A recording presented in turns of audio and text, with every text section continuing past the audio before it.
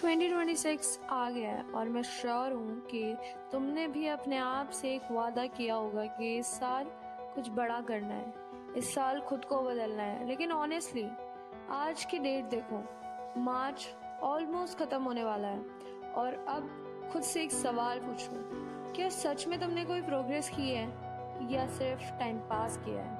क्योंकि सच्चाई तो यही है कि ज़्यादातर लोग अपने गोल्स को नहीं छोड़ते, लेकिन वह धीरे धीरे डिस्ट्रैक्शंस में खो जाते हैं। लेकिन अगर तुम अभी भी ये वीडियो देख रहे हो तो तुम उन लोगों में से नहीं हो, तुम सीरियस हो, तुम चेंज चाहते हो। और इसीलिए आज मैं तुम्हें बताने वाली हूँ 7 ऐसी हैबिट्स जो अगर तुमने अपनी लाइफ में डाल ली तो तुम्हारा ट्रांसफॉर्मेशन गारंटेड है। और एक बात याद रखना, लास्ट वाली हैबिट वो तुम्हारी पूरी लाइफ का गेम बदल सकती है। वो हैबिट एक गेम चेंजर है तुम्हारी लाइफ के लिए। तो एंड तक ज़रूर देखना, और अगर अभी तक चैनल सब्सक्राइब नहीं किया है तो कर दो। तो चलो करते हैं वीडियो शुरू। तुम्हारी पहली हैबिट आती है stop comparing yourself to others. तुम इस जनरेशन की एक सबसे बड़ी कमी जो है कि वो अपनी लाइफ को, अपने आप को दूसरे से कंपेयर करते रहते हैं। लेकिन सच क्या है? सच ये है कि जिससे तुम कंपेयर कर रहे हो वो खुद को किसी और से कंपेयर कर रहा होता है। जैसे मैं तुम्हें एक एग्जांपल बताती हूँ कि जो मेरी कज़न है, एक मेरी कज़न थी जो मैं हमेशा सोचती थी कि उसके घर में कितनी शांति रहती है, इसकी मम्मा इसको काम भी नहीं कहती है, तो ये सारे दिन आराम से बैठ के पढ़ती होगी और एकदम कंसंट्रेशन के साथ पढ़ती होगी, तो इसके मार्क्स तो ऑब्वियसली मेरे से ज़्यादा ही आएंगे।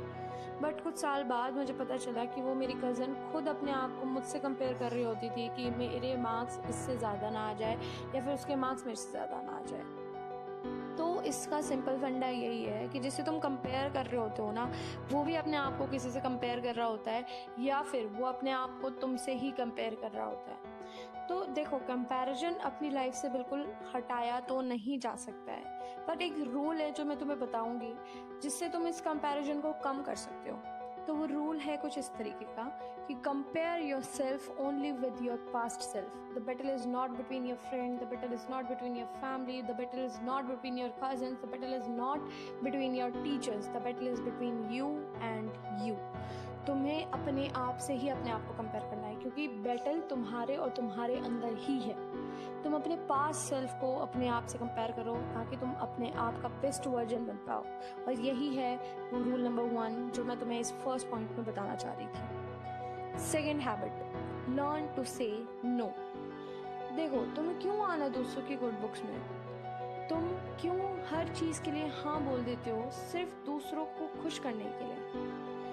पर जितना तुम हाँ बोल रहे हो ना, एक बात हमेशा याद रखना, जितना हाँ बोलोगे उतना अपने गोल से दूर जाते जाओगे। इसलिए ना बोलना सीखो। एक सिंपल फंडा, एक सिंपल रूल अपनी लाइफ में डालो कि जो चीज़ तुम्हें मैटर करती है सिर्फ उसी चीज़ के लिए हाँ बोलना है। जो चीज़ तुम्हें इफेक्ट कर रही है, जो तुम्हें लगता है तुम्हारी प्रोडक्टिविटी बढ़ाएगी या फिर तुम्हें ये चीज़ कर लेनी चाहिए, उसी चीज़ के लिए हाँ बोलो। उन चीज़ों के लिए हाँ मत बोलो जिनके लिए बस तुम दूसरों की हेल्प कर रहे हो या फिर बस तुम्हारा कोई फ़ायदा नहीं है उन चीज़ों में। उनके लिए साफ मना कर दो अगर तुम्हारे पास एक वॉइस आ रही है कि नहीं, मुझे ये नहीं करना है। काइंड रहो। मैं यूँ नहीं कह रही कि तुम एकदम काइंडनेस छोड़ दो, क्यूरल बन जाओ, नहीं, मैं ऐसा नहीं कह रही हूँ। बट काइंडनेस भी एक लिमिटेशंस में होनी चाहिए जिससे कि तुम्हें नुकसान ना हो। अब ऐसा तो नहीं है कि कोई तुम्हें बोल रहा है कि मेरा पूरा असाइनमेंट कर दो और तुम्हारे उसी टाइम पे एग्ज़ाम चल रहे हैं, तो तुम इतनी काइंडनेस तो नहीं दिखाओगे ना कि तुम एग्ज़ाम का छोड़ के उसका असाइनमेंट बनाओगे। तुम अपनी एग्ज़ाम को देखोगे ना, अपने लिए सोचोगे ना, तो उस टाइम पे तुम्हें मना करना पड़ेगा। बट तुम क्या सोचोगे, नहीं यार मैं तो अच्छी हूँ ना, मैं तो सबके लिए अच्छी हूँ, तो मैं इसका असाइनमेंट बना लेती हूँ, एग्ज़ाम के लिए तो मैं एक दिन रात पहले पढ़ लूँगी। ये क्या बात हो गई है? जो तुम्हें मैटर करता है सिर्फ उसी चीज़ के लिए हाँ बोलो, जो मैटर नहीं करता है उसके लिए ना बोलो। यही रूल है हमारे सेकंड पॉइंट में, और यही हैबिट थी लर्न टू से नो। नाउ अब हमारी थर्ड हैबिट आती है जो कि है डोंट लर्न फ्रॉम रिजेक्शन। देखो, हम लोग क्या करते हैं कि रिजेक्शंस को एक फेलियर की तरह समझते हैं, और मैं तुम्हें बोल रही हूँ कि तुम रिजेक्शन को अगर फेलियर की तरह समझते आ रहे थे तो तुम बहुत बड़े उल्लू हो, क्योंकि ये रिजेक्शंस फेलियर नहीं होते हैं। चलो मैं तुम्हें एक एग्जांपल बताती हूँ। एक ऐसी बुक है जो इंडिया में बहुत ज़्यादा पढ़ी जाती है एंड काफ़ी ज़्यादा फेमस बुक भी है। उसकी ऑथर को 12 टाइम्स रिजेक्शन मिला था अलग अलग पब्लिकेशंस से, बिकॉज सबको लगा उनकी बुक में कुछ खास है ही नहीं। बट जब वो बुक पब्लिश हो गई उसके बाद वो बुक टॉप 5 बुक्स में आती हैं, और वो बुक का नाम है हैरी पॉटर, जिनकी राइटर ने 12 अलग अलग पर पब्लिशर से जाके बोला कि हमारी बुक ले लो, हमारी बुक पब्लिश कर दो, बट नहीं हुई। 12 टाइम्स उनको रिजेक्शन मिला, बट स्टिल उनको पता था रिजेक्शन का मतलब क्या होता है। तो रिजेक्शन का मतलब होता है नेक्स्ट अपॉर्चुनिटी, रिजेक्शन का मतलब होता है कुछ बेटर तुम्हारे लिए इंतज़ार कर रहा है। तो रिजेक्शन को फेलियर की तरह मत समझो, रिजेक्शन को समझो कि नेक्स्ट अपॉर्चुनिटी। ये चीज़ तुम्हें समझनी होगी, बिकॉज ये चीज़ बहुत ज़्यादा लैग कर रही है। फोर्थ पॉइंट है, फोर्थ हैबिट है, स्टॉप शोइंग ऑफ। तुम लोग क्या करते हो, तुम्हें पता नहीं है इस जनरेशन को कि तुम्हें चीज़ें चाहिए होती हैं ताकि तुम उसे यूज़ कर पाओ। तुम्हें चीज़ें इसलिए नहीं चाहिए क्योंकि तुम उनको शो ऑफ करना चाहते हो। शो ऑफ किसी भी चीज़ का नहीं करो, बस जो चीज़ें तुम्हारे पास है उन्हें यूज़ करने के लिए खरीदो, या फिर जो भी चीज़ खरीदते हो उन्हें यूज़ करने के लिए खरीदो, शो ऑफ करने के लिए नहीं। जैसे मैं तुम्हें एग्जांपल बताती हूँ, तो मेरी एक दोस्त है जो हर बार क्या करती है कि नई वेडिंग में जाएगी तो उसको एक नई ड्रेस चाहिए ही चाहिए, क्योंकि उसे इस चीज़ का डर लगता है कि कोई उसका फ्रेंड ना देख ले कि उसने आउटफिट रिपीट कर लिया है या फिर ज्वेलरी रिपीट कर ली है। इसलिए वो हमेशा बहुत ज़्यादा पैसे खर्च करती है इन चीज़ों पे कि नई ड्रेस लेके आती है, नई ज्वेलरी लेके आती है। बट मैं तुम्हें कहूँ कि तुम अभी ऐसी एज में हो जहाँ पर तुम्हें इन सब चीज़ों पे ध्यान नहीं देना चाहिए। शो ऑफ मत करो, अपने फाइनेंसेस को मेंटेन करना सीखो, बिकॉज यही एज है जिधर तुम सीखते हो कि अपने फाइनेंसेस को कैसे मेंटेन करते हैं। और हमेशा ये चीज़ याद रखो, ये रूल नंबर 4 मैं तुम्हें बता रही हूँ, वो है रियल ग्रोथ हमेशा साइलेंस में होती है। तुम कितना भी शो ऑफ कर लो, it doesn't matter, but the only thing matters कि जब तुम साइलेंस होते हो, जब तुम एकदम डिसअपियर हो जाते हो सामने वालों की तरफ से, तब तुम्हारी रियल ग्रोथ शुरू होती है। ये शो ऑफ करना, सबको दिखाना, जितना दिखाना चाहोगे उतना लोग मतलब तुम नेग्लेक्ट करेंगे, पर अगर तुम साइलेंस रहोगे, अपनी साइलेंट में ग्रोथ करोगे, देन तुम्हारे ऊपर लोग ज़्यादा फोकस करेंगे, तुम्हारा ऑरा ज़्यादा स्ट्रांग होगा। एंड अब आते हैं हमारी 5th हैबिट पे, वो है अवॉइड रिलेशनशिप ट्रैप्स।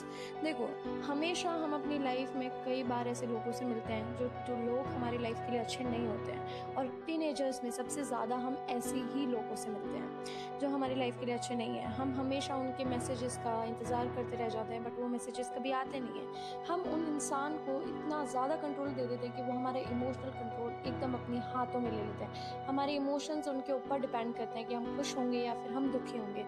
उनका मैसेज आ जाएगा तो हम खुश हैं, उन्हें नहीं आया तो हम दुखी हैं। क्यों? तुम अपना इमोशनल कंट्रोल दूसरों को इतना क्यों दे रहे हो? बट ये हो गई एक अनहेल्दी रिलेशनशिप की बात, और यहाँ पर अगर अब तुम हो तो इस रिलेशनशिप को जल्दी ख़त्म करो। बट यहाँ पर एक अलग बात भी आती है कि कई बार हम अपनी लाइफ में सही लोगों से भी मिलते हैं, और जो आता है एक हेल्दी रिलेशनशिप में, जहाँ पर तुम एक दूसरे को इनकरेज करते हो, समझते हो, एक दूसरे को इनकम्प्लिश करते हो, एक दूसरे को फेस करते हो, और यहाँ पर ये होता है हेल्दी रिलेशनशिप। बट मेरी पर्सनल एडवाइस यही होगी कि तुम इस रिलेशनशिप ट्रैप में फंसो ही मत। ये ऑल मतलब तुम्हें बस डिस्ट्रैक्ट कर रहा है। तुम अभी अपने आप को समझने में टाइम लगाओ। तुम दूसरों को क्या समझोगे जब तुम अपने आप को ही नहीं समझ पा रहे हो। और ये रिलेशनशिप ट्रैप तुम्हें फोकस और एक ट्रैक से हटा देते हैं। इसलिए मेरी पर्सनल एडवाइस ये होगी कि इस रिलेशनशिप ट्रैप्स में आओ ही मत।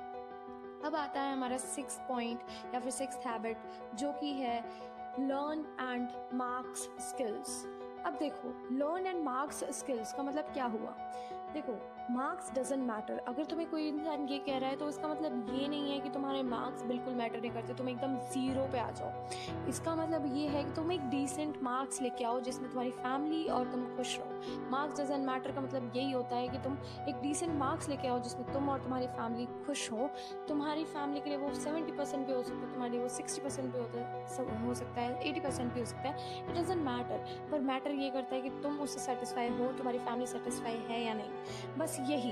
क्योंकि मार्क्स तुम्हें जॉब नहीं दिलाएगा। जॉब अगर कोई दिलाएगी तो वो होगी तुम्हारी स्किल्स। और यहीं पे आता है हमारा 6th रूल, जो कि है स्किल्स ही तुम्हारी लाइफ में आगे जाकर तुम्हें काम आने वाली है, और ये रूल अपने अंदर बांध लो।